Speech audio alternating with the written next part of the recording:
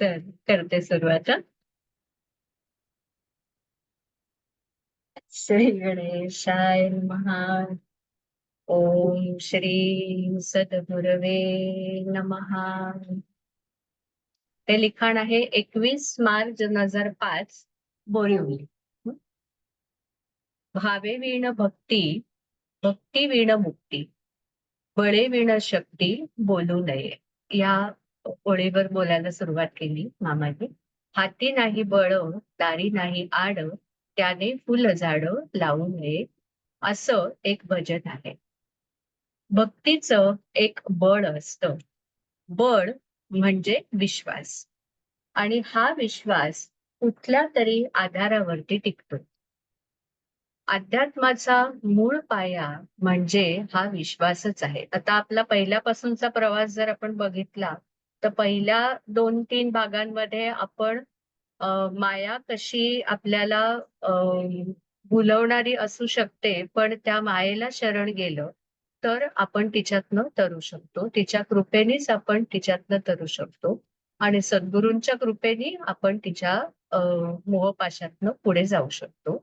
आणि मग त्या मार्गावरती आपण जायला लागल्यानंतर एक जबाबदारीने आपण त्याचा काही सहभाग घेणं, किंवा जे आपल्याला कळलं ते इतरांपर्यंत योग्य जीवांपर्यंत ते पोहोचवणं, ही आपली जबाबदारी. जसं मुलगा मोठा झाला की त्याने वडिलांची जबाबदारी घ्यायची असते, तसं आपलं एकदा बेसिक सगळं झालं की आपल्याला त्याने आपल्या हाताशी धरलं आणि आपल्याला एक दृष्टी दिली, आणि आपला एक प्रवास सुरू झाल्यानंतर आपण कसं काय मदतरूप त्या शक्तीला होऊ शकतो.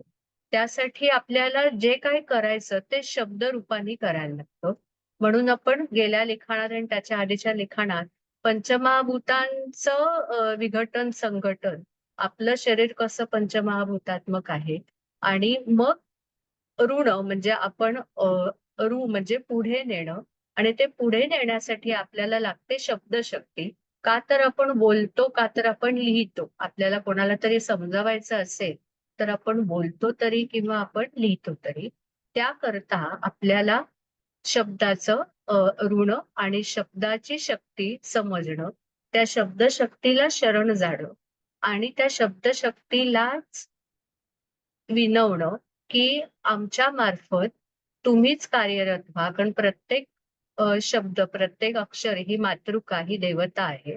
तर त्या देवतांना आवाहन करणं, त्यांना शरण जाणं, की आमच्या मुखावाटे किंवा आमच्या लेखणी वाटे तुम्हीच कार्यरत व्हा, आणि जो मेसेज तुम्हाला द्यायचा आहे तो मेसेज तुम्ही आमच्या माध्यमातून द्या. असं आपण गेल्या वेळेस ओंकाराचं पण उत्पत्ती पाहिली आणि अक्षरांची उत्पत्ती पाहिली. आता त्याच्या पुढचा हा जी कंटिन्युटी आहे, की हे सगळं करण्यासाठी आपल्याला काय लागतं, तर भाव भक्ती हे लागतं. आणि भाव म्हणजे काय, तर एक विश्वास, एक बळ, आणि ते बळ कुठल्या तरी आधारावरती टिकतं. अध्यात्माचा मूळ पाया म्हणजे हा विश्वासच आहे. आम्ही ज्योतिषशास्त्राचं शिक्षण घेतलं, त्यातल्या पहिल्याच तासाला आम्हाला आमच्या सरांनी सांगितलं, की भारतीय फल ज्योतिषशास्त्र हे कर्मफल सिद्धांतावर आधारलेलं आहे. म्हणजे आपण जे कर्म करतो त्या कर्माचं आपल्याला काहीतरी भोक्तृत्व येतं, आणि ते भोक्तृत्व आपल्याला आपलं तुटत नाही. आपल्याला ते काही करून भोगूनच संपवावं लागतं. याला आपण कर्मफल सिद्धांत असं म्हणतो, की जे कर्म केलं त्याचं फळ मिळणार आणि ते आपल्याला भोगावं लागणार. या थेअरीवर, आणि हा कर्मफल सिद्धांत मानायचा असेल तर आपल्याला पुनर्जन्म पण मानावा लागतो. कारण आपण आधीच्या जन्मांमध्ये जे काय केलेलं आहे आपल्याला माहिती, संचित, प्रारब्ध आणि क्रियमान. तर आपल्या आधीच्या जन्मांमधलं जे संचित आहे, जे काही कर्म आपल्याकडनं चांगली वाईट झाली, त्या दोन्ही चांगल्या वाईट कर्मांची फळं आपल्याला ह्या जन्मामध्ये भोगायला येतात.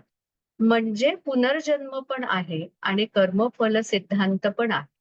ज्यांचा ह्या दोन्ही गोष्टींवरती विश्वास नाही, ज्यांचा पुनर्जन्म ह्या कल्पनेवर विश्वास नाही आणि कर्मफल सिद्धांतावर पण विश्वास नाही, अशा लोकांनी हा अभ्यासक्रम करूच नाही. हे आम्हाला पहिल्या लेक्चरला आमचा 60 लोकांचा वर्ग असायचा. संपूर्ण शाळेचा वर्ग भरलेला असायचा. लहान मोठे सगळ्या वयाचे 18 वर्षाच्या पुढची अगदी 60-65 वर्षाची मंडळी पण यायची, की चला आता आपण शिकूया. तर आम्हाला पहिल्या क्लासमध्ये सरांनी असं सांगितलं, की जर का तुमचा या 2 गोष्टींवरती विश्वास नसेल, तर तुम्ही हा कोर्स करू नका. कारण ज्या पायावरती आपण पुढची 2 वर्ष बोलणार, तो पायाच जर का मान्य नसेल, तर वरच्या इमारतीला काही अर्थच राहत. त्याप्रमाणे आपण जर अध्यात्म मार्गात प्रगती करायची असेल, तर त्यामध्ये सर्वात प्रथम जर काही लागत असेल, तर तो म्हणजे भाव. भू म्हणजे निर्माण होणं. मी असणं लिहिलं होतं, ते खोडून मामाने निर्माण होणं असं लिहायला सांगितलं. भू म्हणजे निर्माण होणं आणि त्यातून जो निर्माण झाला, भूमधून काय निर्माण झाला, तो म्हणजे भाव. कोणासाठी तरी मनापासून काही वाटतं. त्याला आपण भाव असं म्हणतो, की त्यांच्याविषयी माझ्या मनामध्ये भाव आहे, सद्भाव आहे. मला वरचा येतोय. बरं. माझ्या मनामध्ये त्याच्याविषयी भाव आहे किंवा सद्भाव आहे किंवा मी त्याला अजिबात भाव देत नाही. दोन्ही बाजूने, की माझ्या मनामध्ये त्याच्याविषयी काहीही भावभावना नाही. एखाद्या अनोळखी माणसाविषयी जशा आपल्याला काहीही भावभावना नसतात. तसंच एखाद्या आपल्या परिचित माणसाविषयी सुद्धा आपण प्रत्येक माणसाविषयी तेवढे भावुक नसतो. ज्याच्याविषयी आपल्याला अजिबात मनात भावभावना नाहीत, त्यांच्याकडे आपण दुर्लक्ष करतो.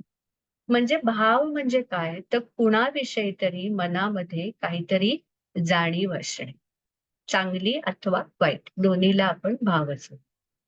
ज्याच्यामध्ये कोणतेच भाव नाहीत, त्याला आपण भावना शून्य असं माणूस म्हणतो, की त्याच्यात कोणतेही भाव नाहीयेत. मुळामध्ये कोणाविषयी तरी मनामध्ये भाव आहे आणि मग तो वाढत गेला. एखादी व्यक्ती आपल्या आयुष्यात येते, नव्याने येते. आधी आपण एकमेकांना ओळखत नसतो. हाय हॅलो पासून सुरुवात होते.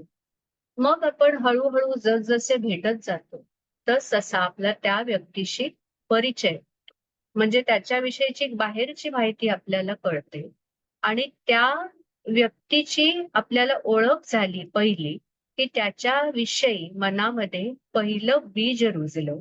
काहीतरी जाणीव निर्माण झाली. जोपर्यंत तो आपल्याला माहीतच नव्हता, तोपर्यंत त्याच्याविषयी आपल्या कॉन्शियस माइंडमध्ये तरी शून्य जाणीव होती. आता असं जर आपण विचार केला, की आपल्या आयुष्यात येणारी प्रत्येक व्यक्ती किंवा बऱ्याचशा व्यक्ती ह्या आपल्याला आधी कधी ना कधीतरी कुठल्या ना कुठल्या स्वरूपात भेटलेल्या असतात. पण जोवर त्या आपल्याला ह्या जन्मात परत भेटत नाही, तोवर त्यांच्याविषयीचा जो आपला काउंटर असतो तो ब्लँक असतो. तो समोर आला, की आपल्याला त्याची ओळख होते आणि मग काहीतरी आपल्याला त्याच्याविषयी एक फीलिंग निर्माण होतं. मग येणं-जाणं वाढतं, विचारांची देवाण-घेवाण वाढते आणि मग कधी-कधी त्यातून एखादी व्यक्ती काहीतरी विशेष आहे असं आपल्याला कळायला लागतं. त्या व्यक्तीच्या विचारांनी, त्या व्यक्तीच्या जीवनशैलीने आपण प्रभावित होतो. म्हणजेच त्याच्याविषयीचा भाव आपल्या मनामध्ये वधारला, की छान आहेत हं, हे ह्यांचं आम्हाला आवडतं हं आयुष्य. त्यांची तत्व आम्हाला आवडली हं. हे हे आपल्या मनामध्ये त्यांच्याविषयी एक पॉझिटिव्ह फीलिंग तयार झालं. त्यामुळे काय होतं, की कालांतराने ती व्यक्ती जे म्हणेल, ते आपल्याला खरं वाटायला लागतं आणि आपल्याला ते पटायला लागतं. म्हणजेच त्या भावाचं रूपांतर विश्वासात झालं. आधी भाव होता, तो आपला वधारला, चांगला भाव झाला आणि मग त्या भावातनं आपल्याला त्या व्यक्तीविषयी विश्वास, की ते म्हणतात ना म्हणजे बरोबरच. आणि त्या विश्वासाने आपण त्या व्यक्तीचे ऐकत गेलो आणि मग जर आपल्याला चांगले अनुभव आले. सुरुवातीला हां, हे म्हणतायत तर करून बघूया. अगदी एखादा इन्व्हेस्टमेंट करायची असली, तरी कोणतरी आपला मित्र म्हणतोय, की अमुक-अमुक ह्याच्यात गुंतव पैसे, चांगलं आहे ते. तर आपण मग गुंतवतो आणि मग खरंच आपल्या लक्षात आलं, की हां, चांगलं झालं. तर हां, मग हळू-हळू त्या विश्वासाचं पण एक लेव्हल वाढायला लागते. साधा विश्वासाचं रूपांतर दृढ विश्वासात व्हायला लागतं आणि मग एका लेव्हलला, एका स्टेजला आपण ती व्यक्ती म्हणेल ते डोळे मिटून करत जातो आणि इतरांनाही आपण खुशाल सांगतो, वाउच करतो, की नाही, नाही, तो बोलतोय ना, ते बरोबर आहे. ते ऐकायचं हं. त्याच्यामध्ये काही मनात आणायचं कारण नाही. ते ऑथेंटिक असतं. म्हणजे काय झालं, की आपली त्या व्यक्तीवरती श्रद्धा बसली. भाव होता, त्या भावामधनं विश्वास निर्माण झाला आणि जसजसा विश्वास वाढत गेला, विश्वासाचा दर्जा किंवा विश्वासाची लेव्हल वाढत गेली, तर त्या व्यक्तीवर आपली श्रद्धा बसली. आणि त्या श्रद्धेपोटी त्या व्यक्तीसाठी ज्या काही क्रिया आपण केल्या बघा हं, आता एक पायरी कशी कशी सुंदर उलगडत गेले या लिखाणामध्ये फारच, की त्या श्रद्धेपोटी आपण त्या व्यक्तीसाठी जे काही केलं, भले अगदी आपली मैत्रीण असेल, आपल्याला ती आवडते, तर तिच्यासाठी आपण एक गजरा घेऊन गेलो किंवा ती कधी आपल्याकडे आली तर तिच्या आवडीची कॉफी करून दिली. ज्या काही क्रिया आपण केल्या, ती म्हणजे त्या व्यक्तीची भक्ती झाली. भक्ती म्हणजे काय, की आपल्याला जो आवडतो त्याला प्लीज करण्यासाठी जे काय आपण करतो, त्याला आपण भक्ती असं म्हणतो. भज म्हणजे एखाद्याला अनन्य आठवणं. हं, भजन अनन्य म्हणजे आणि कोणी नाही तूच आहेस असं आठवणं म्हणजे भजन करणं. काय तेच तेच भजन लावलंय असं आपण एखाद्या गोष्टीचा ध्यास घेणाऱ्या माणसाला म्हणतो की नाही, काय तेच तेच तेच तेच भजन लावलंय, सारखं तेच तेच तेच तेच बोलतोय. म्हणजे भजन करणं म्हणजे सतत अनन्य बाकी सगळं बाजूला ठेवून एखाद्या व्यक्तीला आठवणं, हं, त्याच्याविषयी मनामध्ये अतोनात कृतज्ञता ठेवून, विश्वास ठेवून त्याला आठवणं. म्हणजेच काय झालं, तर आधी प्रकटला, जो नव्हता तो प्रकटला, तो भाव आणि त्याच्या उत्कट अवस्थेला आपण भक्ती म्हणतो. जर भावच नसेल, तर भक्ती होऊ शकत नाही. एखाद्या माणसाला जर आपण ओळखतच नाही, तर त्याची आपण भक्ती कशी करणार? म्हणजेच परमेश्वर आहे आणि आहेच अशी सर्वप्रथम पक्की आणि अविचल धारणा असणं म्हणजे भाव असणं. तिथेच जर आपल्या मनामध्ये अँबिग्विटी असेल, म्हणजे हे कशाला उद्देशून, की देवळामध्ये काहीतरी भजन, कीर्तन, प्रवचनाचे कार्यक्रम चालतात. ते ऐकायला शेकडोंच्या, हजारोंच्यानी आता हे आपण हल्ली जे बघतो, की धार्मिक डिस्कोर्सेस देणारी ही जी कोण संत मंडळी आजची आधुनिक आहेत, त्यांच्या सभांना लाखोनी माणसं उपस्थित असतात. त्या प्रत्येक माणसाच्या मनामध्ये ही खात्री आहे का, देव आहे याची? एक खूप सुंदर तुकोबारायांचं भजन आहे. देव आहे, देव आहे, ठाम खात्री असली. देव आहे का नाही ह्याच्याविषयी मनामध्ये जराही शंका नसणं. देव आहे, देव आहे, जवळी आम्हा अंतर्बाह्य देव आहे, देव आहे. देव कसा आहे?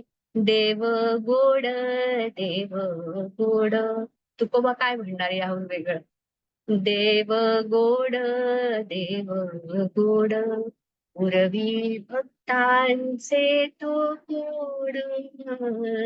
देव गोड, देव गोड, देव दयाळ, दयाळू. कसा आहे देव माझा? अतिशय दयाळू आहे.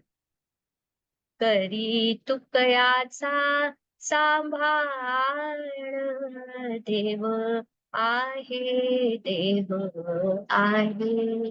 म्हणजे जेव्हा आपण भक्ती मार्गात प्रवेश करू बघतो, तिथे सगळ्यात प्रथम हा भाव, की माझा देव आहे, माझा देव आहे. ज्या दृढतेने आपल्या प्रल्हादाने सांगितलं, हिरण्यकश्यपू केवढा असेल अगडबंब अर्धांड आणि हे एवढंसं पिल्लू. त्याच्या डोळ्याला डोळा देऊन ते सांगतं, वडील आहेत, राक्षस आहेत, दुष्ट आहेत आणि अंगावर धावून आले. त्यांच्या डोळ्यात डोळा घालून प्रल्हाद जेव्हा सांगतो, की माझा नारायण आहे. कुठे आहे? सगळीकडे. तर सगळ्यात आधी तो भाव असणं आणि मग जर का देव आहे आणि जर का असे परमतत्व आहे, तर त्याच्या आश्रयाने आपल्याला स्वतःमध्ये सकारात्मक बदल घडवता आला पाहिजे. की तो कुठे आहे? जवळी आम्हा अंतर्बाह्य. माझ्या आत आहे, बाहेर आहे, माझ्या जवळ आहे, माझ्या अवतीभोवती सगळीकडे तो आहे. आणि मग तो जर का माझ्या आत आहे, तर माझ्यासाठी अ, काय मग नियम झाले, की मी असा कसा वागू शकतो? तर सकारात्मक बदल आणि उत्क्रांती घडवणं ही जबाबदारी झाली आहे, की असं वागून चालणारच नाही मला. मी देवाचा आहे, देव माझा आहे आणि देव आहे, तर मला माझ्या वागण्याआधी कुठेही त्यांच्यावरती शिंतोडे उठता कामा नयेत. त्या दृष्टीने मला असं नाही वागून चालणार. पथ्य आहे ते.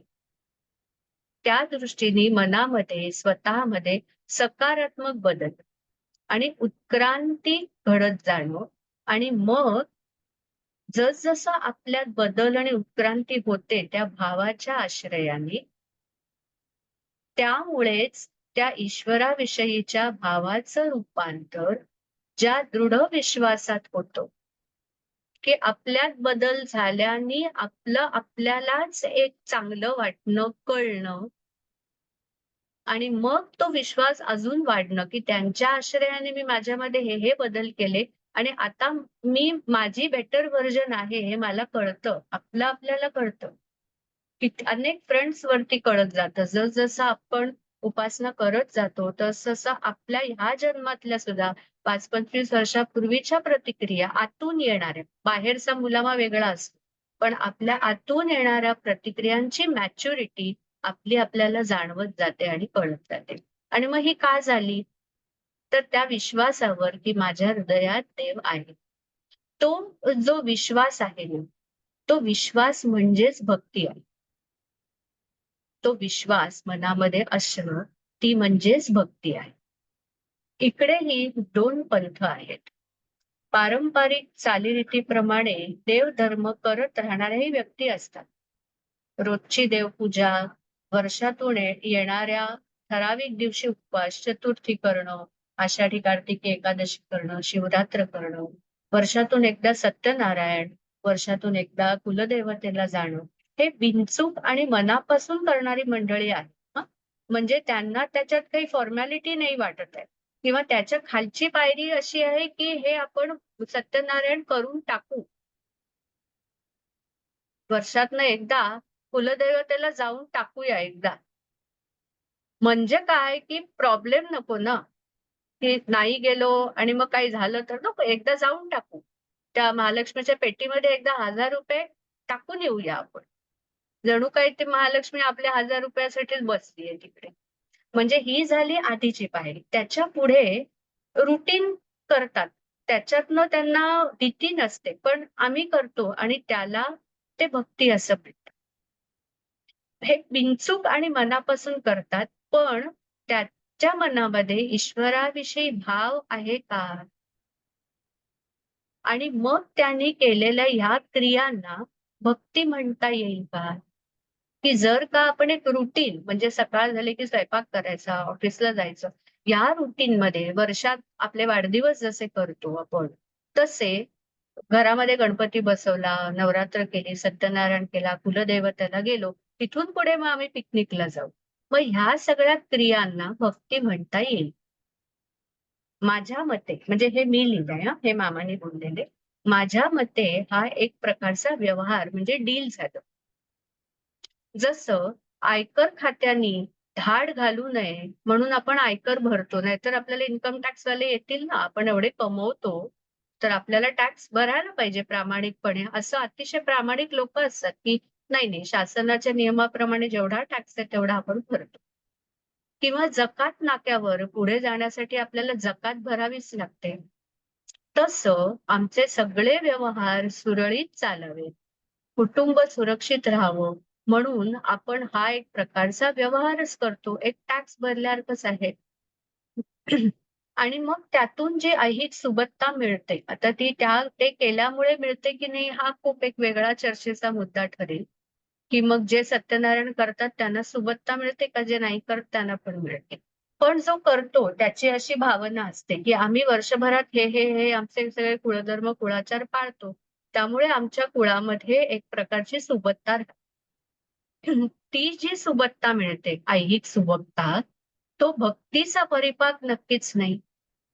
भक्ती मार्गाने गेल्यानंतरचं गंतव्य ही आपली ऐहिक सुबत्ता नाही असू शकत. खरा भाव आणि खरी भक्ती यांचा प्रांतच पूर्णपणे वेगळा आहे.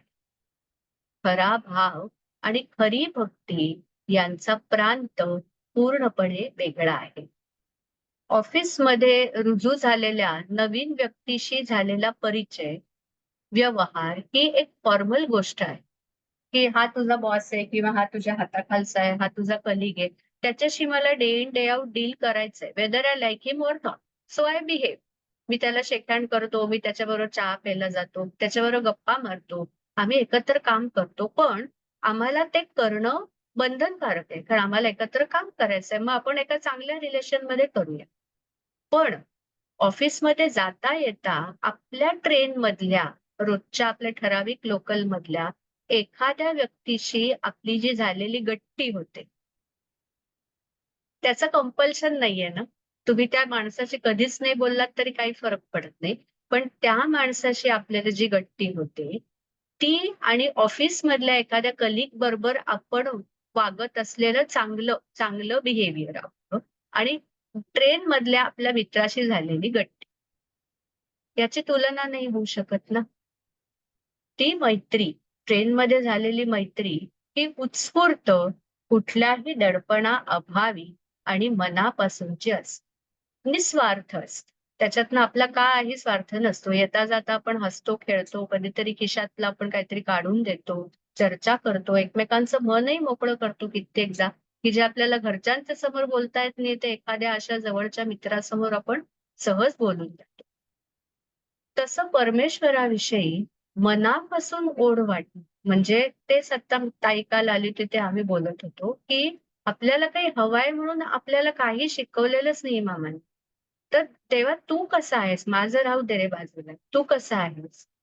आम्हाला फार आवडतंच म्हणून आम्ही हे सगळं करतो. त्याच्या रिटर्नमध्ये काहीतरी हवंय म्हणून नाही. कुठचेही कुळधर्म, कुळाचार म्हणून नाही. म्हणजे कित्येक जण आपल्याला विचारतात, की तुम्ही नवरात्र एवढं करता, मग तुमचा कुळाचार आहे का? नाही, नाही, आम्हाला आवडतं. आईला नटवायला, आईच्या सहवासात राहायला. फॉर्मॅलिटी म्हणून नाही, पण मला आवडतंच फार. अशी जी ओढ आहे, असा जो भाव आहे, त्याचं रूपांतर, त्याचं घनीभवन झाल्यावर भाव जो आहे ना, तो काठावरची एंट्री पॉइंट आहे. मग त्या भावावर जेव्हा ते लेयर्स चढत जातात, त्या भावावर, त्या विश्वासाचे आणि मग त्या केलेल्या कृतीचे, ती खरी भक्ती म्हणता येईल. ती निस्वार्थ असते, ती देवाण-घेवाण रहित असते आणि ती शुद्ध असते.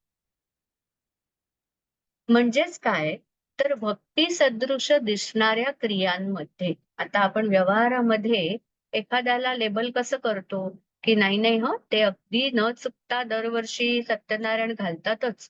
तर त्यांचे देवावरती फार भक्ती आहे. ते हे आहे, काय म्हणतो आपण त्यांना आस्तिक आहे. समाजामध्ये आपण आस्तिक-नास्तिक ह्याचं कॅटेगरायझेशन कसं करतो, की जे पूजा-पाठ करतात, जे नियमितपणे हे करतात, देवळातनं बाहेर जाताना टुंग-टुंग, टुंग-टुंग करून देवाला का होईना नमस्कार करतात किंवा दर मंगळवारी अगदी देवाला जातातच, ते आस्तिक आहे. कशावरनं मॅप केलं आपण, की त्यांच्या ॲक्शनवर. पण त्यांच्या या ॲक्शन्समध्ये, की ज्या भक्ती सदृश आहेत, दिसणाऱ्या क्रियांमध्ये जर मुळात भावच नसेल, तर त्या क्रियांना भक्ती असं म्हणताच येणार नाही. खरं आई होणं आणि सिनेमात पोटाला उशा बांधून गरोदर होणं आणि आईचं ऍक्टिंग करणं यामध्ये जसा जमीन आसमानाचा फरक आहे. की आपल्याला अगदी ती ऍक्ट्रेस जशी आहे ती इतकं सुंदर अभिनय करते की कोणाला वाटेल की खरोखरच ही गरोदर आहे. पण तिच्या पोटात बाळ नसतंच, तिच्या पोटाला उश्या बांधलेल्या असतात. आणि खरं आई होण्यामध्ये त्या जीवाच्या आतल्या उर्मींमधला जो फरक आहे ना, की त्या ॲक्ट्रेसलाही माहिती की आपण गरोदर नाही आहोत. मला फक्त ॲक्टिंग करायचंय आणि जी खरी आई होणार असते, तिच्या आतमधनं जे उचंबळून येतं आपल्या बाळासाठी, हा जो जमीन आसमानाचा फरक आहे ना, हा फरक खऱ्या भक्तीत आणि कोरड्या क्रियांमध्ये आहे.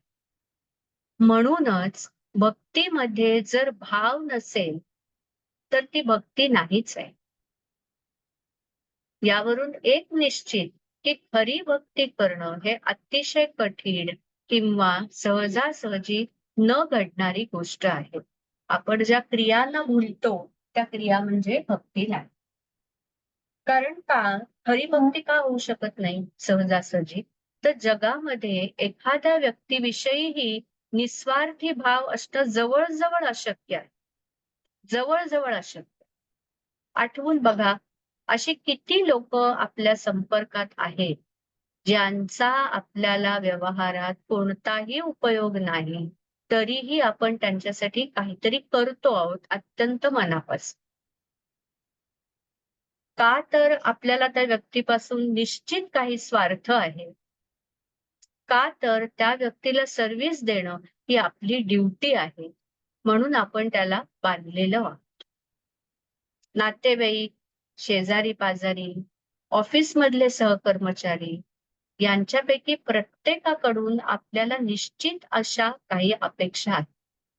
अगदी आई-मुलगा या नात्यातही आपण अगदी म्हणतो, की आईचं आणि बाळाचं नातं हे निरपेक्ष असतं. तरीही कुठेतरी जेव्हा आपण आपल्या मुलासाठी करतोय, तेव्हा कुठेतरी आपल्या डोक्याच्या, मनाच्या एका कोपऱ्यात आपल्याला असं हवं असतं, की आज ना उद्या जेव्हा मला वेळ येईल, तेव्हा त्यांनी माझ्याकडे लक्ष द्यावं. मित्र-मैत्रिणी सुद्धा भावनिक आधार देतात म्हणून हवेसे वाटतात ना. एखाद्या मित्राशी जर आपलं भांडण झालं किंवा त्याचं आपली मतं पटत नाहीत म्हटलं, तर आपण त्याच्याशी जास्त मैत्री करायला जात नाही ना. आपल्या आजूबाजूच्या रक्ताच्या नात्यातही स्वार्थ आहे.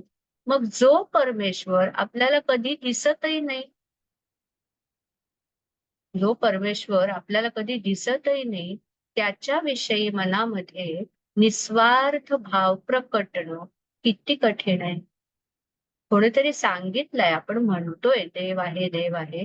पण दिसलाय का आपल्याला कधी? मग जो दिसत नाही त्याच्याविषयी हा निस्वार्थ भाव प्रकट होणं आतपासनं म्हणजे एखादा झरा जसा पाझरतो ना, तसा तो प्रकट होणं, की तो बाहेरून कोंबून येणारच नाही आणि तो प्रयत्न करून जोर लावून येण्याची गोष्ट नाही. तो आपसूक आतमधनं प्रकटणं, एका उमलत्या क्षणी, एका मॅच्युरिटीचा कारण निस्वार्थ भाव असणं ही अत्यंत मॅच्युरिटीची गोष्ट आहे. आणि ती मॅच्युरिटी जेव्हा यायची तेव्हाच येते. ऋतुर्भवतु मे देवा आपण जसं म्हणतो, की ती मॅच्युरिटी आल्यानंतर आपल्या मनामध्ये तो निस्वार्थ भाव ईश्वराविषयी प्रकटणं ही भक्ती मार्गाची पहिली पायरी आहे. जिथे भाव नाही तिथे भक्ती नाही आणि जिकडे भक्ती नाही तिथे मुक्ती तर अजूनच दूर राहिली. भावे विण भक्ती, भक्ती विण मुक्ती ही पहिली ओळ झाली. आता भक्तीचा अजून एक पंथ आहे. एक म्हणजे रुटीन फॉलोवर.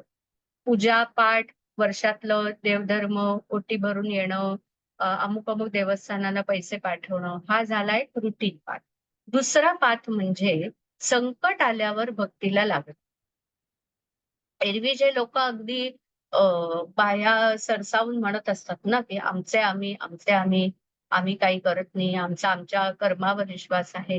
संकट आलं, की सगळे आपण गर्भगळीत होतो आणि मग मिळेल त्या मार्गाने ते संकट निवारावं यासाठी आपण तयार होतो.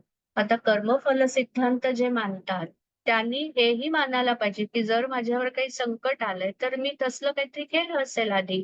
मग आता मुकाट्याने भोगून पार व्हायचं. पण नाही, आपल्याला संकट आलं, की ते आपल्याला लवकर-लवकर नाहीसं व्हायला हवं असतं. कसं का, कुठच्या का पंथानी, पण आपल्याला ते लवकर-लवकर बाबा त्यातनं आपण पार व्हावं अशी भावना. साडेसती सुरू झाली की शनिवारी मारुतीला तेल वाहणं, प्रदक्षिणा घालणं किंवा घरात कोणावर तरी आपत्ती आली की नवस करणं, पूजा, जप म्हणून करणं. कोणाला तरी भेटायला जाणं की आमचं अमकं-तमकं आहे.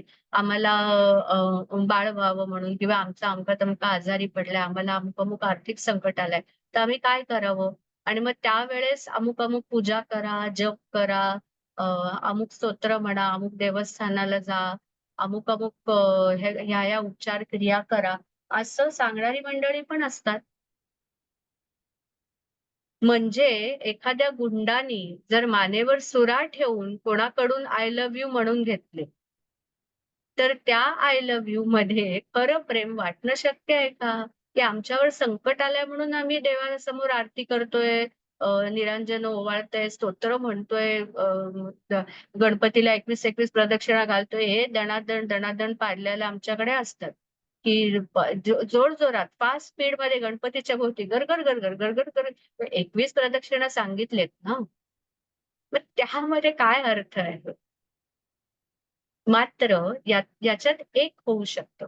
ह्याच्यातून कसं कन्व्हर्जन होऊ शकतं, की संकटकाळी धावा केला, संकट निवारलं. कारण it is like give and take, की अमुक-अमुक तुम्ही करा, तुम्हाला अमुक-अमुक मिळेल.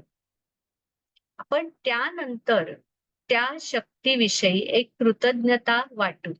एक असं आहे, की आपण कोणाकडे मागायला जातो? भक्तीच्या ज्या पायऱ्या म्हणजे भक्तीचा जो पहिली पायरी आहे ती म्हणजे याचक भक्ती आहे. याचक आहे. भक्त हा पहिला याचक असतो. व्यक्ती ही भावना झाली, की मला काहीतरी कमी पडलंय आणि मला हवंय. तर आपण कोणाकडे याचना करतो, की ज्याच्याकडे ते असू शकेल त्याच्याकडे आपण याचना करतो ना. म्हणजे हे मागण्यामध्ये सुद्धा कुठेतरी एक आपलं शरण्य आलं, की मला ₹10 जर हवेत, तर ज्याच्याकडे ₹100 असू शकतील त्याच्याकडेच मी मागणार ना, कपल्लकाकडे मी मागायला जाणारच.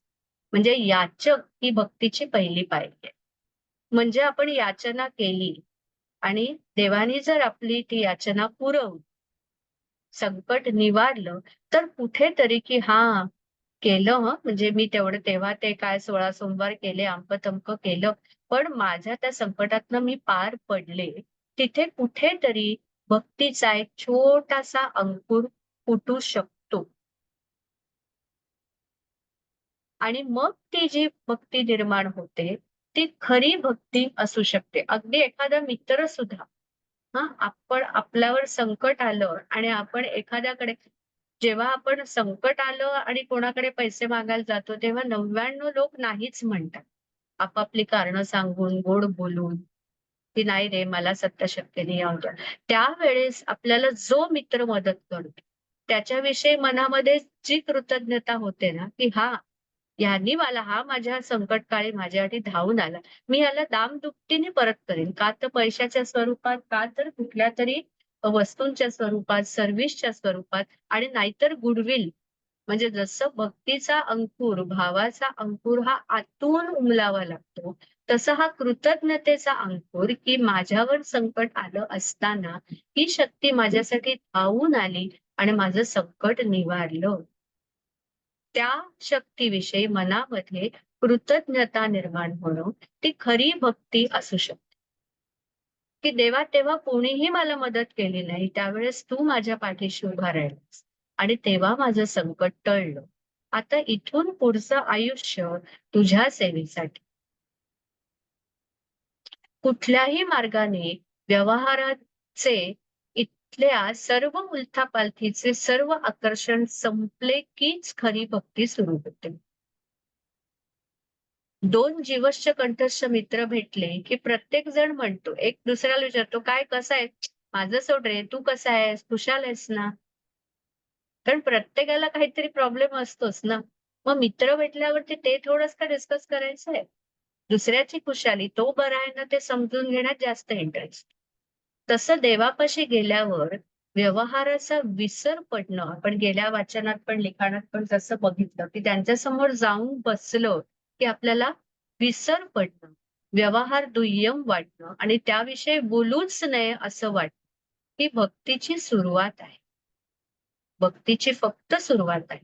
जोपर्यंत आपल्याला मागावं वाटतंय, म्हणजे याचक जो आहे ना, तो भक्तीच्या या पायऱ्यांच्या खाली उभा राहिले, पहिल्या पायरीच्या खाली उभा राहिलेला, पण तिकडे तोंड करून की त्या याचकाचं पुढे भक्तामध्ये रूपांतर होऊ शकतं. तो फक्त ओरिएंट झालाय, पण जोवर मला हे हवंय आणि माझी ही अडचण आहे, हे आपल्याला प्रायोरिटीनी वाटतं, त्याच्या पुढे भक्ती. हा व्यवहार आहे, काही ना काहीतरी होतच राहणार. देवा तुझ्याजवळ आलं की इतकं बरं वाटतं ना, की त्यापुढे हे सगळं काय बोलायचं रे? ते तर सगळं तुम्ही जाणताच. त्याच्याकरता तोंड उघडावंसं वाटत. पण तू कसा आहेस? तुझं कार्य कसं घडतं? हा एवढा सगळा पसारा तू कसा रे सांभाळतोस? म्हणजे आपण जे फळाचं एक वाढ बघितली बी पासून बी पर्यंत, एक चमत्कार आहे तो. कुठलंही फळ घ्या, त्या फळाची वाढ, त्याचं जे रचना होते, त्याच्यामध्ये जे अन्न साठतं, त्याचा पापुद्रा, त्याच्या बिया, त्याचा गर, हे सगळा एक चमत्कार आहे. प्रत्येक फूल हा चमत्कार आहे. प्रत्येक सृष्टीतली प्रत्येक क्रिएशन हा एक चमत्कार आहे आणि त्याच्याविषयी अचंबा वाटणं बघितल्यानंतर, की जे लोक देवाला मानत नाही, पण जे प्रचंड निसर्गाला मानतायत, त्यांना कळतच नाहीये की ते देवाला मानतात. ते असं म्हणतात आम्ही देवाला मानत नाही, आम्ही नेचर मानतो. अरे नेचर म्हणजे तो कोणी केलं आहे? की हे सगळं तू कसं सांभाळतोस रे? यातलं मला काही कळू शकेल का? दोन्ही ह्यानी. यातलं मला काही कळू शकेल का? म्हणजे माझी तेवढी कपॅसिटी आहे का? आणि ह्यातलं मला काही कळू शकेल का? माझ्या डोक्यापर्यंत काही पोहोचेल का? ही मनापासूनची तळमळ, की हे सगळं बघून आश्चर्यचकित होणं आणि मग ती मनामध्ये पृच्छा निर्माण होणं आणि मग माझी ही पृच्छा कोण बरं निवारण करू शकतो? ही तळमळ निर्माण होणं, ती तळमळ आपल्याला ईश्वराच्या निकट नेते. त्याचं लाडकं बनवते. कारण का? की त्याच्याजवळ मागायला सगळेच येतात. की घरामध्ये 4 बाळं आहेत. 4 बाळातली 3 बाळं, "आई मला भूक लागली खायला दे, आई मला भूक लागली खायला दे, आई मला भूक लागली खायला दे." आई तिघांना खायला देते. चौथ्याला विचारते, "बाळा तुला काय देऊ रे?" "आई तुझ्या कपाळावर बघ ना किती घाम आलाय. मला काही नको, मी तुला मदत करते." कुठचं बाळ लाडकं होईल? हे आईने मुद्दाम केलंय का? त्या चौथ्या बाळानेही खायला मागितलं तर आई वाटी पुढे देणारच आहे. पण जो ईश्वराच्या निकट जातो, ज्याला ईश्वराविषयी ओढ वाटते, की माझं राहू दे रे, तू कसं केलंस रे हे सगळं? दमला नाहीस का रे? मग आपण त्याचे लाडके होतो आणि मग आपण सगळ्या व्यावहारिक घटना, त्याच्या चढ-उतार ह्याच्यातून मोकळं होतो. काही वाटेनासं होतं. एक प्रकारचं कवच आपल्या भोवती होतं. म्हणजे पाण्यामध्ये जर का आपण एक पाणबुडी किंवा एक ट्रान्सपरंट सेलमध्ये आपण बसलो, काचेच्या पेटीमध्ये आणि मग ती पेटी जर पाण्यामध्ये सोडली, तर आपल्या भोवताली पाणी आहे, पण आपल्याला चिकटत नाही. तसं बघणाऱ्यांना वाटतं, की अरे हे पाण्यात आहेत, केवढे त्रासात आहेत. पण आपण त्याच्यातून मोकळे होतो. मनाने मोकळं होतो आणि धारणेने पण मोकळे होतो. मनाने मोकळे होतो, की घटना घडतायत, पण त्या आपल्याला चिकटत नाहीत जेव्हा. जसं आपण एक वॅक्स लेयर लावला आणि मग पाण्यात उतरलं, तर पाणी जसं आपल्याला चिकटत नाही. अंधेरे में है पर भटके नहीं, जाल में है पर अटके नहीं, वैसे हम खुद दुनिया से हटके नहीं, मगर जिनकी उंगली थामे चलते हैं, उनके दम से हम किसी से डटके नहीं. अंधेरे में है पर भटके नहीं. लोकांना वाटतंय सगळ्यांच्या सारख्या जगामध्ये आपण लोकलच्या गर्दीमध्ये धडक-दुकडूक करून गाडीमध्ये चढतोय. सगळं रुटीन करतोय, धबडका करतोय. जाल में है पर अटके नहीं. लोकांना बघणाऱ्याला वाटतं हा जाळ्यात अडक. वैसे हम खुद दुनिया से हटके नहीं है. आम्हाला काही 4 शिंग नाहीयेत. पर जिनकी उंगली थामे चलते हैं, ज्यांचं बोट धरलंय ना आम्ही, उनके दम से हम किसी से डटके नहीं. आमच्या पाठीमागे आमचे मायबाप आहेत. आम्हाला कोणाचीही भीती नाही. हे जेव्हा एकदा मनामध्ये भावातून निर्माण होणारी भक्ती आणि त्या भक्तीच्या पायावरती आपल्या मनामध्ये ही होणारी एक अलिप्तता, ईश्वराविषयीचं खरं प्रेम मनाने आणि धारणेने त्या सगळ्यातनं आपण बाजूला होणं, ही खरी मुक्ती. म्हणजे खरा भाव, त्या खऱ्या भावातनं निर्माण होणारी खरी भक्ती आणि त्या खऱ्या भक्तीच्या चरम सीमेवर मिळणारी खरी मुक्ती, मोकळीकता, डिटॅचमेंट. ही मुक्ती मिळवण्यासाठी प्रचंड आत्मबळ असावं लागतं. सोपं नाहीये ते डिटॅचमेंट घेणं, त्यातनं बाहेर पडणं. कारण मायेचा प्रभाव जबरदस्त असतो आणि ती या ना त्या रूपाने आपल्याला घडवतच असते. स्वतःच्या भावना ठीक आहे, त्या आपण एक वेळ कंट्रोल करू. काम, क्रोध, लोभ, मोह, मद, मत्सर त्याच्यातनं आपण अगदी पार जाऊ. पण इतरांसाठीचं कर्तव्य, आपण जन्माला आलो, आपल्या आजूबाजूची लोक आहेत, ड्युटी आहे ना, नीती, हे कसं वागून चालेल, हे नीतीला धरून राहील का? यासारख्या अनेक प्रकाराने, अनेक बाजूने ती माया आपल्याला नित्य गुंतवून ठेवायला पाहत असते. तिथे अंतःस्फूर्तीतून आलेला ठाम निश्चय, नाही आता नाही, की बास झालं, खूप झालं आता, याकरता बळ लागतं. आपल्याला ते कटाह फोडावा लागतो. पण नाहीतर लोक तुम्हाला, दुनिया तुम्हाला गोल गोल गोल गोल फिरवतच बसणार आहे.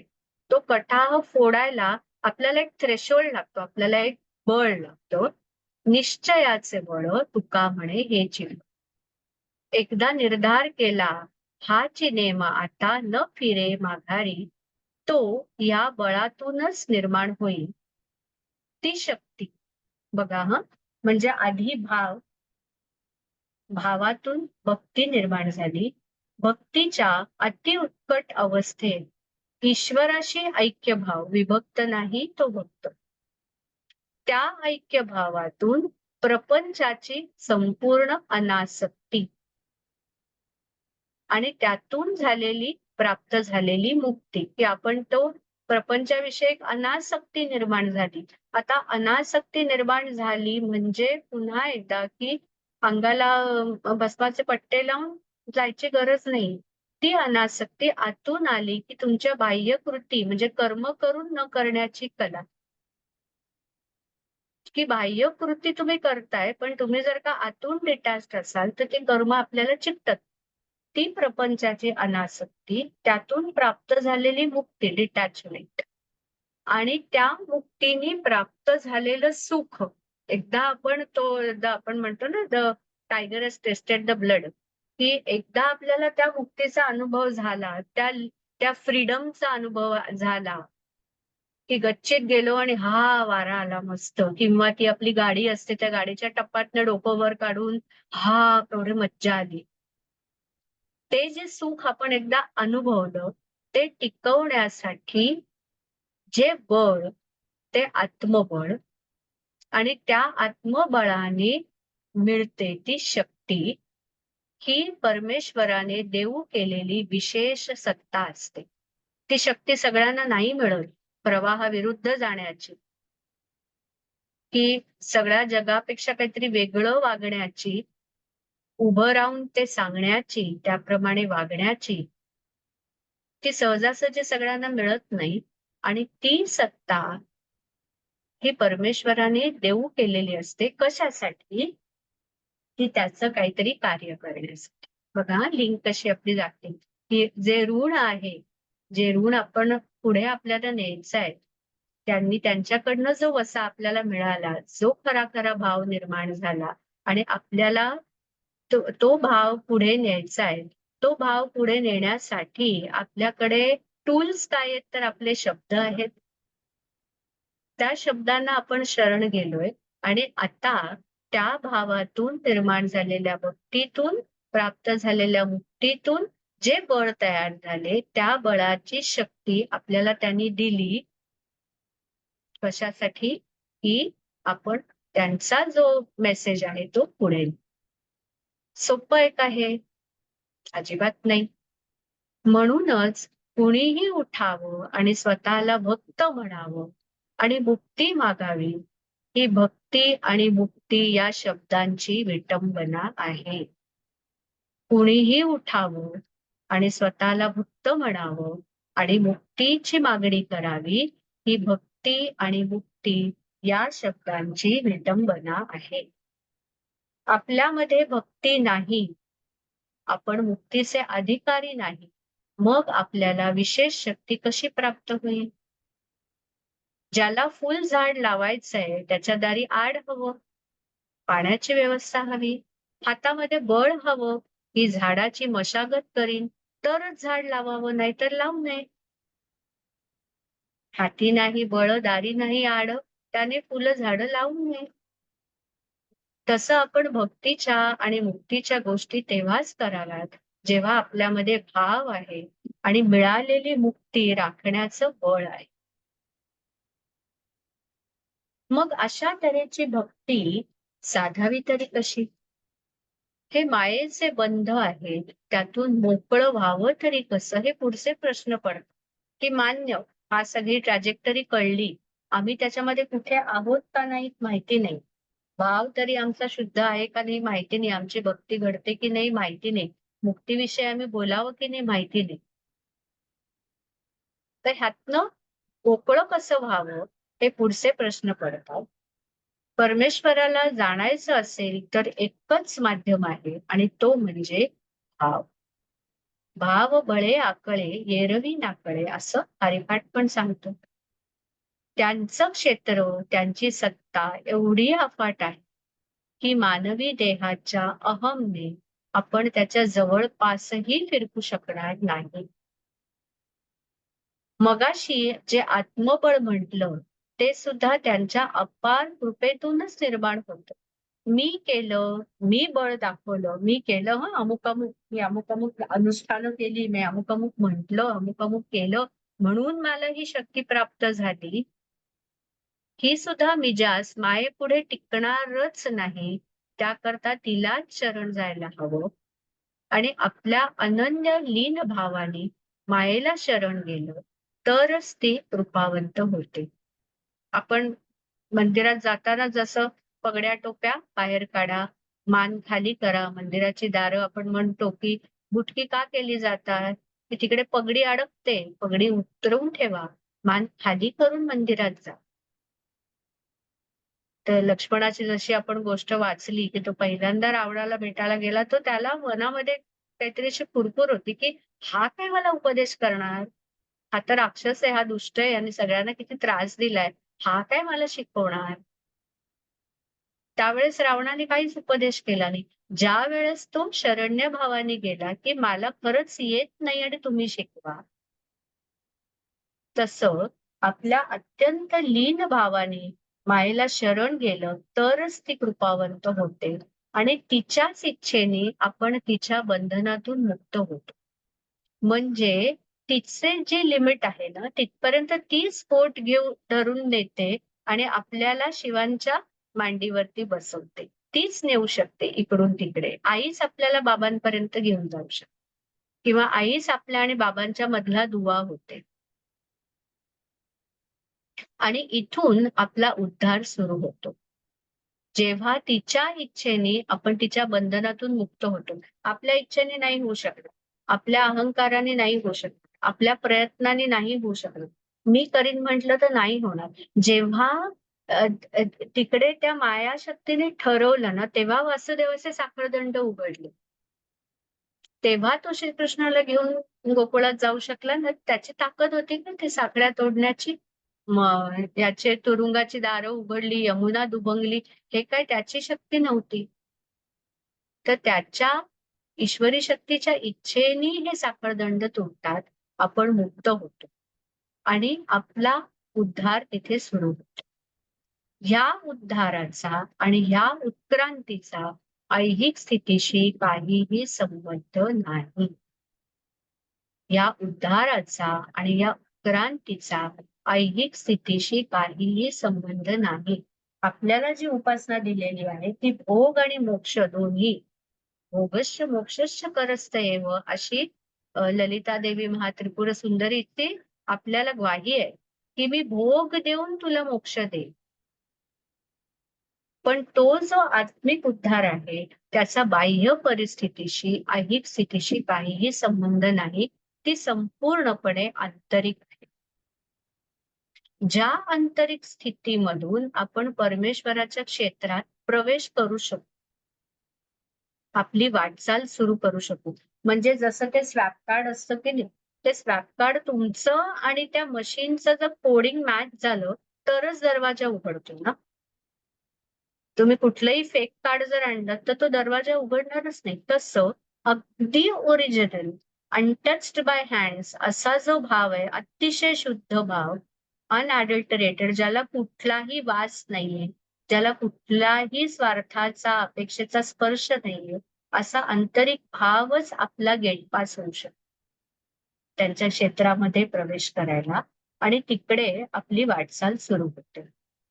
एखादी खूप महत्वाची प्रक्रिया करायची असेल तर त्यासाठीचं सगळं साहित्य जसं निर्जंतुक करायला लागतं. ऑपरेशन आहे, काही अगदी साधं आमच्या लॅबोरेटरीतले सुद्धा इनॉक्युलेशन असेल तर पहिलं स्टरलायझेशन. तसं परमेश्वरी क्षेत्रात प्रवेश घ्यायचा असेल तर इकडच्या सगळ्या जंतूंचा नाश व्हायला लागतो. त्या विशिष्ट मनस्थितीतूनच आपण या सृष्टीच्या पलीकडच्या काही गोष्टींचा अभ्यास करू शकतो. त्या रहस्यांचं आपल्याला आतून आकलन होतं. त्यासाठी व्यवहारातले सगळे पण परंतु आतून गळून पडावे लागतात. फार महत्वाचे आहे. असं पण तसं परंतु हे आतनं गळावे लागतात. पुन्हा एकदा जबरदस्तीच्या कृतीने ते होणारच नाही. जेव्हा ते आतून गळून पडले तेव्हा मीराबाई राजमहाल सोडून चालू पडल्या. त्यांनी मागे वळून पाहिलं पण नाही. मग त्यांना तिथे दोष नाहीये. सद्गुरू जे आपल्याला या मनस्थितीपर्यंत नेतात ते सद्गुरू, कारण जीवाच्या एकट्याच्या ताकदीवर ही प्रक्रिया होणं फारच कठीण आहे. एखादी मुंगी आहे, ती चालते चालते चालते चालते चालते चालते, तिला डोंगर चढायचा आहे. तिच्या शक्तीने ती नाही ना डोंगर चढूच शकणार नाही कधी. किंवा अगदी साधा आपण घरामध्ये केलेला एखादा ढीग आहे, बेसन भाजून ठेवलंय आणि त्या बेसनाच्या भोवती एक छोटीशी मुंगी चालली, की मोठा बेसनाचा ढीग आहे, 5-25 लाडू करायचे आणि त्या मुंगीला जायचंय त्या बेसनाच्या ढिगाच्या टोकावर. ती चालते, जोरजोरात चालते, जेन्युइनली चालते, पण ती कधीच नाही पोचू शकणार आहे त्या टोकाच्या वरती. ती कधी पोचेल की जेव्हा आपल्याला दिसेल ती मुंगी आणि आपण मारून टाकायच्या ऐवजी तिला जर बोटावर घेतली आणि ठेवली त्या डोंगराच्या टोकावर, तर ती एका क्षणात वर जाते. काय वर्क झालं तर तिची जेन्युइनिटी, तिच्यात ताकद नाहीच आहे तेवढी, पण तिची जेन्युइनिटी, तिची अत्यंत प्रामाणिक धडपड जेव्हा आपल्याला दिसली तेव्हा आपल्यासाठी ती एक क्षुल्लक बाब आहे तिला बोटावर धरून डोंगराच्या टोकावर ठेवणं. तसं मुळामध्ये भाव जागृत झाला आणि त्याची क्वालिटी चांगली आहे, त्या जीवामध्ये जेन्युइनिटी आहे, तर त्याचं भक्तीत रूपांतर करायला परमेश्वरच सद्गुरु रूपाने येतात, की हा जीव कामाचा आहे, ह्याच्यामध्ये खरा भाव आहे, चला ह्याला आपण डेव्हलप करू, ह्याला आपण ग्रुप करू. अनेक अनुभव सांगून, गोष्टी सांगून, दाखले देऊन, उपासना करून विशिष्ट बैठक तयार करून घेतात आणि जीवातले दोष कमी कमी करतात. हळूहळू हळूहळू हळूहळू सांगून ते दोषही आतूनच कमी व्हायला लागतात. की तुम्हाला जर का कोड ऑफ कंडक्ट दिलं, एखाद्या तुम्ही संस्थेमध्ये ऍडमिशन घेतल्यानंतर जसं कोड ऑफ कंडक्ट देतात तसं जर का तुम्ही एखाद्या सद्गुरूंच्या पायापाशी लीन झालात, त्याने तुम्हाला स्वीकारलं आणि त्याने तुम्हाला जर कोड ऑफ कंडक्ट दिलं की उद्यापासून हे सगळं झालं पाहिजे, तर ते नाही होणार आहे. बाहेरून ऍक्शन होईल, आतून होईल का? निर्वैरता, सात्विकता ही आतून यावी लागते, ती मॅच्युरिटी ती येते आणि ती हळूहळू घडण्यामध्ये एकदम धाडकन येते. हे सगळं सावकाश सावकाश सावकाश सावकाश घडवत घडवत आपली भक्ती बळकट करतात आणि त्यातून आपल्याला एक शक्ती प्राप्त होते. जसजशी आपली भक्ती बळकट होते तसतशी आपली आंतरिक शक्ती वाढते विश्वास वाढतो, निर्भयता वाढते. आणि जिथे हिणकस भाग कमीत कमी तिथे शक्तीचा प्रभाव अधिकाधिक. एकीकडे आपलं हे चालू आहे, प्युरिफिकेशन चालू आहे, क्लिअरन्स चालू आहे आणि एकीकडे आपला भाव वर्धवणं चालू आहे. दोन्ही गोष्टी एकदम चालू आहेत. एखाद्या जीवाला घडवणं म्हणजे त्याच्यातला हिणकस भाग काढून टाकणं आणि त्याच्यातला शुद्ध भाव त्याचं बळकटीकरण करणं. जिथे कमीत कमी हिणकस भाव आहे ना, तिथे त्या शक्तीचा, जी शक्ती आपल्यामध्ये ठेवली जाते त्याचा प्रभाव अधिक आहे. त्या शक्तीच्या बळावर साधक जे बोले, जी इच्छा करे, ती फलद्रूप होईल. अशी सिद्धी प्राप्त होते. अशी सिद्धी प्राप्त होते की तो जे बोलेल ते फलद्रूप होतं. कारण का की इम्प्युअर काही नाहीये तिकडं, अत्यंत प्युअर असा भाव. अशी ईश्वराची कृपा व्हायला अतिशय उत्तम दर्जाची भक्ती लागते. समाजात राहताना इतर सभोवतालची माणसं आपापल्या संस्कारानुसार आपल्यावर परिणाम करत असतात. तो येतो की प्रत्येक व्यक्तीशी आपली एक काय म्हणतात की वाईब्स इंटरचेंज होतातच. आपल्या घरी आलेली एखादी व्यक्ती आपल्याला खूप आवडते की ते आले की अगदी बरं वाटतं. एखादी व्यक्ती भेटली की ती आपल्याला खूप पॉझिटिव्हिटी देऊन जाते आणि एखादी व्यक्ती येऊन गेली की का कुणास ठाऊक घरामध्ये चिडचिड होते, घरातलं वातावरण बिघडतं किंवा एक ग्लुमीनेस येतो. का? कारण प्रत्येक व्यक्ती आपल्या सभोवतालीच्या ज्या लहरी असतात ती सोडत असते. त्यामुळे सतत आपण आधीच्या लेखनामध्ये पण वाचलं की हे कंटिन्युअस सिस्टीम आहे. आपण आणि आपल्या भोवतीचा सभोवताल आणि मग त्या सभोवतालमध्ये येणारी समोरची माणसं, त्यांचा एक वेव्ह पॅटर्न आणि आपला एक वेव्ह पॅटर्न. तो वेव्ह पॅटर्न जर मॅच नाही झाला ना, तर ऍडव्हर्सिटी प्रत्यक्ष घटना तरी घडेल किंवा मानसिकता तरी बिघडेल. आणि त्यांची आपल्या फ्रिक्वेन्सी जिथे जुळल्या तिथे दोघांनाही ते आहाहा वाटतं की वा वा मजा आली. तसं आपल्या सभोवताली जे जे येतात ते आपापलं एक एक विष म्हणा किंवा आपापलं एक एक द्रव्य आपल्या कटाहामध्ये सोडतच असतात. आपल्या सराउंडिंग मध्ये सोडतच असतात. त्या सगळ्या लहरींना पुरून उरेल एवढ्या ताकदीचा साधक सुरुवातीला नसतो. की भाव निर्माण झालाय पण पिल्लू आहे, बाळ आहे, आजूबाजूच्या ऑपोजिशन. कारण सर्वसाधारणपणे भक्ती मार्गामध्ये ऑपोजिशनच असतं. काय करताय हे म्हणणारेच लोक असतात ना. काय करताय, कशाला करताय, काय मिळणार आहे तुम्हाला हे करून. ते अपोज करायला किंवा त्याला ठणकावून उत्तर तरी द्यायला किंवा त्याच्याकडे आपल्या मनस्थितीत फरक न होता दुर्लक्ष करायला. ठणकावून उत्तर देऊन काही फायदा होणार नसेल तर दुर्लक्ष करणं, हात जोडणं, तू सिगरेट हो, तुमचं बरोबर आहे, आम्ही येडे आहोत, आम्ही करतोय, दुर्लक्ष करण्या त्यालाही ताकद लागते ना. आपण वल्नरेबल होतो की अरे तू असं का म्हणाला, हे खरंच करावं का. हा भाव सुरुवातीला जो नवीन साधक आहे की जो आत्ता आत्ता त्या मार्गाला लागतोय त्या साधकामध्ये ते बळ नसतं. अशा स्थितीत ज्या सद्गुरूंनी आपल्याला हाताशी धरलं ते आपल्याला बळ देतात. जसं तानं बाळ असतं त्याची प्रतिकार शक्ती कमी असते आणि बळ तर जवळजवळ नसतंच. मग आई काय करते, त्याला मऊ मऊ कपड्यात गुंडाळते, बाळ गुटी पाजते आणि स्वतःच्या अतिशय जवळ शीत घेते की जेणेकरून माझी जी इम्युनिटी आहे स्तन्य देते. माझी जी इम्युनिटी आहे ती इम्युनिटी बाळाला कव्हर करावं, त्याचं ब्लँकेट व्हावं माझ्या कारण बाळ अजून लहान आहे ना, त्याच्यात प्रतिकार शक्ती नाहीये. त्या बाळाला कुशीत घेते, मांडीवर ठेवते, आपले स्तन्य देते. त्या स्पर्शामध्ये एक खूप असते, एक ब्लँकेट असतं. त्या स्तन्यामध्येही खूप असते. आईचं दूध वट असतं, थंड नसतं. खूप म्हणजे उष्णता, एनर्जीच, पण ती सुखावं त्या बाळाला झेपेल इतकी. कोमल कातड आहे, कोमल त्याचे इंटेस्टाईन्स आहेत, त्याला किती झेपेल तितकंच. आंघोळ घालताना पण अगदी काटामोड पाणी. असं बाळाला विश्वास देणारी, पुष्टी देणारी, त्याची वाढ करणारी आई असते.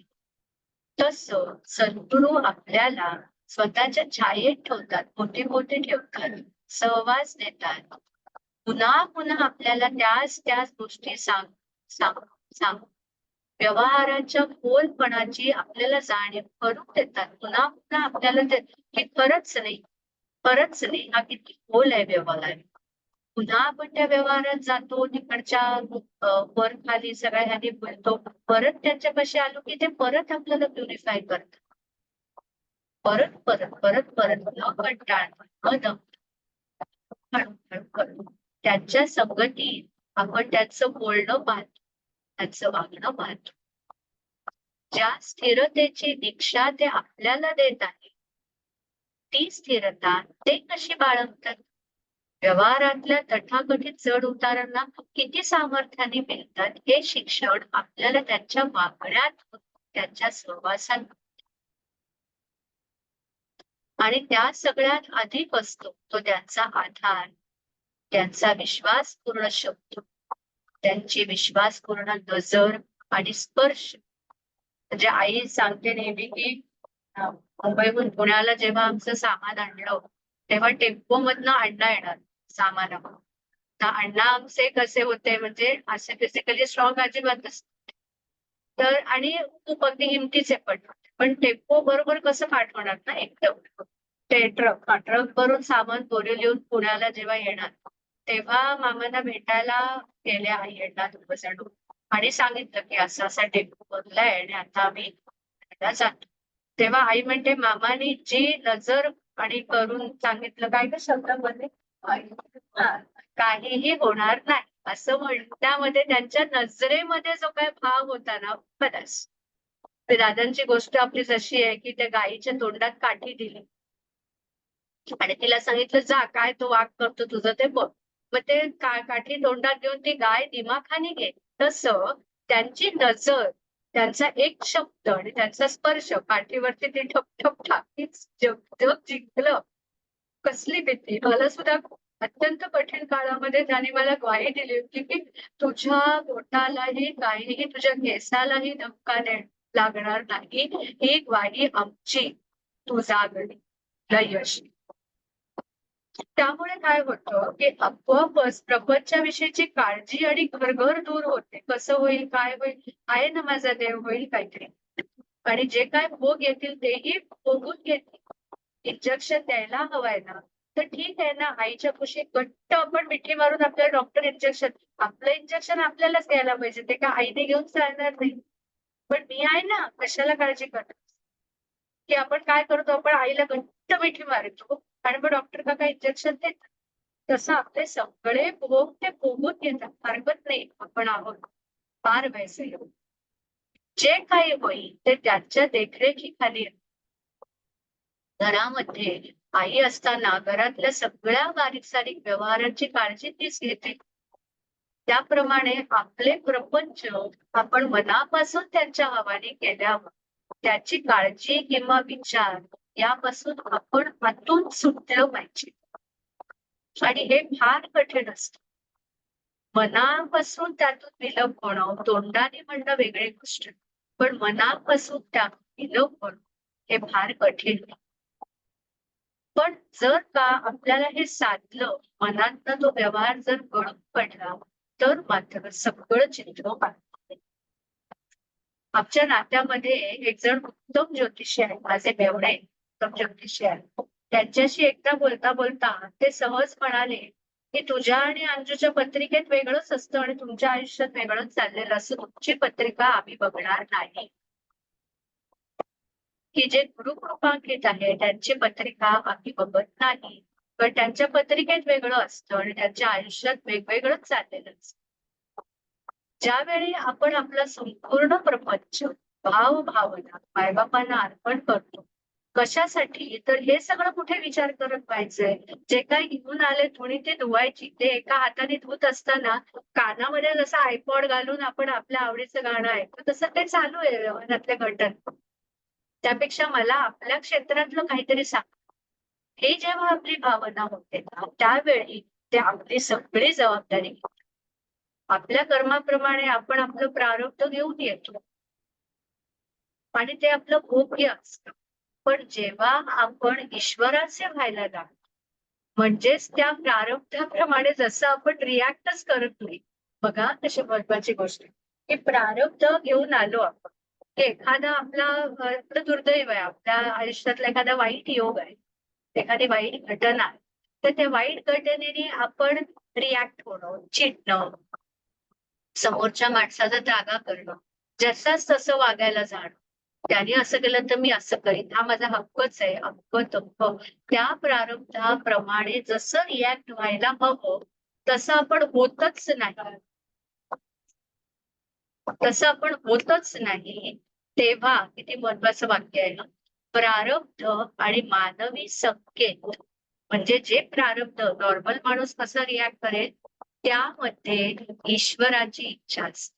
प्रारब्ध आणि मानवी संकेत यामध्ये ईश्वराची इच्छा असते. तू घेऊन तर आलास, पण तुझ्या प्रारब्धाप्रमाणे तुला भोगायला द्यायचं, की त्यात काही बदल करायचा, तेही सद्बुद्ध नव्हता. एखादा निष्णात पत्ते खेळणारा असेल, त्याच्या हातात जर आपण आपला डाव दिला, हे उदाहरण तर मामा नेहमी द्यायचे. तर तो आहे त्या पत्त्यांमध्ये आपल्याला उत्तमात उत्तम डाव देऊ शकतो. तसं आपल्या नावेचं बल्ल जर आपण आपल्या सद्गुरूंच्या हाती सोपवलं, तर ते आपल्याला निश्चित पहिल्या तीरावर घेऊन जातात. आपण त्यांच्याजवळ त्यांच्याविषयी जाणायला गेल्याने ते मनापासून संतुष्ट होतात. की जसं जे बाळ आईच्या कपाळावरचं घाम टिपतं, खाऊची वाटी निघते. त्या बाळावरती आईच्या मनातनं जे काही कृपा बरसेल, त्या कृपेने आपण परमात्म्याशी ऐक्य साधू शकतो. या व्यक्त सृष्टीच्या गटात पार होऊन अव्यक्त सृष्टीशी आपली नवीन लग्न झालेली मुलगी सासरी दबून प्रत्येक गोष्ट घेताना, वापरताना थोडीशी बावरलेली असते. पण हळू-हळू घरातल्या पद्धती समजून घेत घरातली सगळी सूत्र यथावकाश तिच्या हातात येतात. आधी याला हात लावू का नको असं वाटणारी ती हुशार एखादी वस्तू उचलून एखाद्याला आपल्या अधिकारात देऊ शकते. त्याप्रमाणे सद्गुरूंचं बोट धरून आपण अव्यक्त सृष्टीत प्रवेश घेतो. आणि जर तिकडे वरचेवर जात राहील, अभ्यास करत राहील, तर तिकडे रमतो. तिकडचे व्यवहार, नियम याच्याशी आपला परिचय होतो. आणि कालांतराने, अधिकाराने आपण एखादी गोष्ट सांगू शकतो. आपल्याला विचकायला नाही. आणि सांगितल्याबरोबर ती गोष्ट घडते. कारण त्या चैतन्याच्या स्रोताशी आपली कनेक्टिव्हिटी झालेली असते. ज्या चैतन्याने सगळं भरलेलं आहे, त्याच्याशी आपला स्पर्श होतो. त्या चैतन्यात समोरचा आला, त्याचा भूतकाळ आला, भविष्यकाळ आला, सगळं आलं. तिकडे सगळं सर्किट कंप्लीट. त्यामुळे न कळल्याचा आणि चुकण्याचा प्रश्नच येत नाही.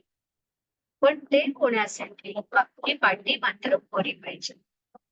तर त्यावर त्यांचंच चित्र स्पष्ट होतं. अभ्यास याचा करायचा आणि अशी जर वृत्ती अनन्य झाली, की देवा तुझ्या व्यतिरिक्त काही विषयच नाही, कुठली लहरच मनात उठत नाही. तर अशा भक्तीचा परिणाम हे परमात्म्याशी ऐक्य आणि भक्ती असाच होऊ शकतो. त्या भूमिकेतून जो मुक्त झाला, म्हणजे व्यवहारात घडणाऱ्या घटनांपासून ज्याने स्वतःला विलग केलं, त्याची व्यवहारातली बैठकही फार वेगळी असली. स्टील वॉटर्स रन डीप असं म्हणतात.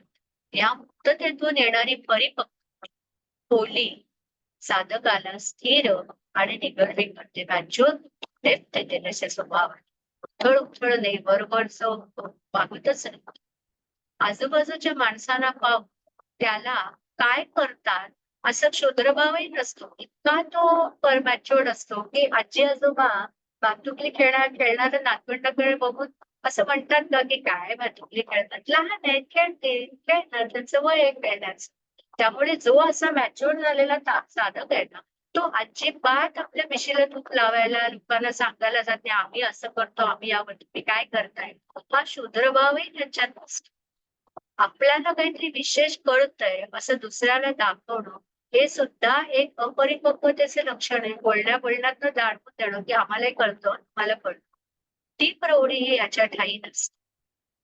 शेणाचे पोळ जसे आपल्या दादांच्या गोष्टीतले तसे, की आतून पूर्ण पण बाहेर स्वतःला दाखवण्याची शोध्य हृदयातून निघालेला पाझर त्याच्या वृत्ती अत्यंत मृदू करतो. जो पाझर, जो भावाचा पाझर निघाला, शुद्ध भावाचा पाझर, एकदा का तो झरा लागला की लागला, तो वाहतच राहणार. त्याला कुणाविषयी कसलीही तक्रार नसते. त्याला स्वतःच ज्ञान पाजळायची नसते.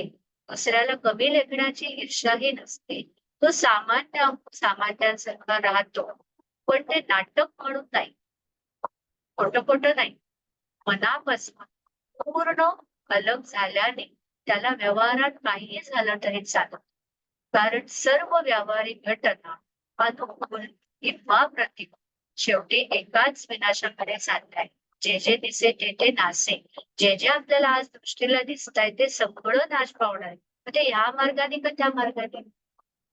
व्यावहारिक पातळीवर जी काही धडपड, अहवाविभाग, एन्झायटी आहे ती किती अल्प काळाची याचा आपण कधी विचारच करत नाही. ज्या कालातीत अवस्थेला आपण पाहता त्या बैठकीत या सगळ्या घटना पाहिल्या की सगळा ताण शून्य होतो, की आपण किती छोट्या टाइम कॅप मधल्या गोष्टीविषयी किती अँक्शियस, की जेवढा सायासे करीशी प्रपंच दिनदिशी किती प्रयत्न करतो आपण व्यवहार नीट करायला, प्रपंच करायला, तर ते किती छोट आहे हे जेव्हा आपल्याला मनापासून कळतं, तेव्हा की जसं की माझ्या खिशात 1,00,000 रुपये आहेत आणि मी 10 रुपयासाठी काय भांडतोय, हे जेव्हा ज्याला कळतं की अरे माझे करोड रुपयाची प्रॉपर्टी आणि मी 10-20 रुपयांसाठी काय भांडतो, तेव्हा 10 रुपयांना घे लेके ताण शून्य होतो. मग सभोवताली कोणत्याही घटना घडल्या तरी आपण चलबिचल होत नाही. आपण त्यात समरसून वागतो. डावीकडनं जायचं का? बरं डावीकडनं जा. नको नको उजवीकडे. अच्छा बरं उजवीकडे. त्याला काहीच फरक पडत नाही.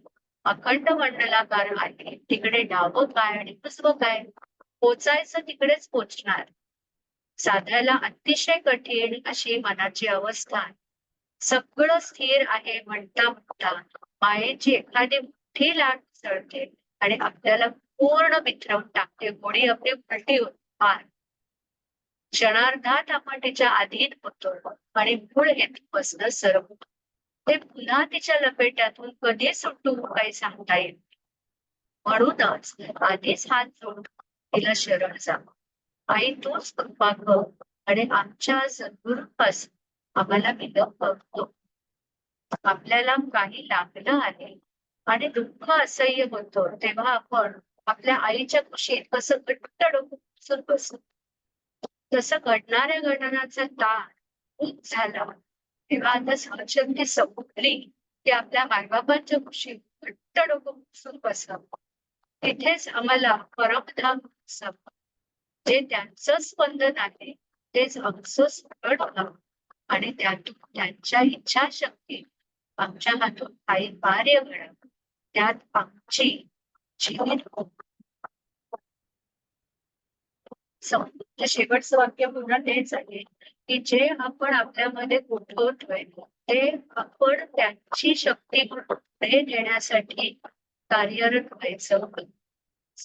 जे आपल्याला टूल्स मिळाले ते टूल्स वापरून स्वतःमध्ये एक शक्ती निर्माण कर आणि मग ही शक्ती आपण इतरांमध्ये अर्थातच की जो आपण पूर्वी त्याचं शेवट सावध ते वंचके दुर्गे वाटेल त्याला वाटायचं नाही. पण आपल्याला जो वाटेल की ह्याला सांगावं, त्याला सांगणं, त्याच्यासाठी मेहनत करणं, हे सगळं कार्य आपण बाळ मोठं झालं की जसं आई वडिलांना मदत करतो, ती मदत करायची इच्छा प्रत्येक स्टेजला ठेवायची. 4 वर्षाचं बाळ पण म्हणतं ना, आई मी तुला तिकडून हे आणून देऊ का?